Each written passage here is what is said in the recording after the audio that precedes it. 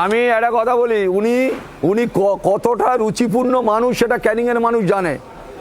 উনি যে কি রুচিপূর্ণ আর ওনার কতটা, ক্যানিংয়ের মানুষ যারে হারবাদ বলে, মাচ্চর বলে, সে কতটা রুচিপূর্ণ মানুষ সেটা বাংলার মানুষ জানে।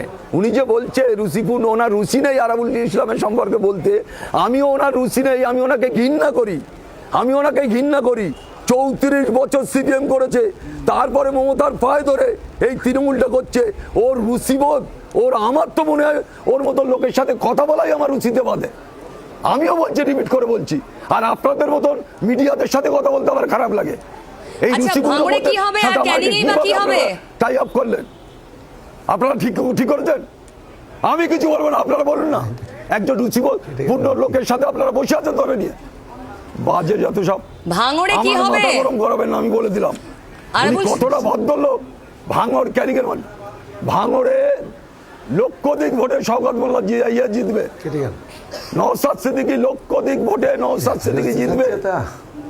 আর ক্যানিংয়ে শওকত মোল্লা যদি মনে করে আরাবুলকে হারিয়ে দিচ্ছে, শওকত মোল্লা হারিয়ে দেবে, এটা বলে দিচ্ছি।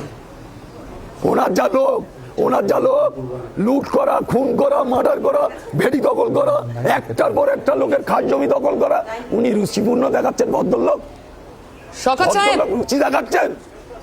যার তোলা না তুললে সংসার চলে না। এক সময় মাছ চুরি করে খেয়েছে, আবার তার রুচিবোধ দেখে শেখাচ্ছে।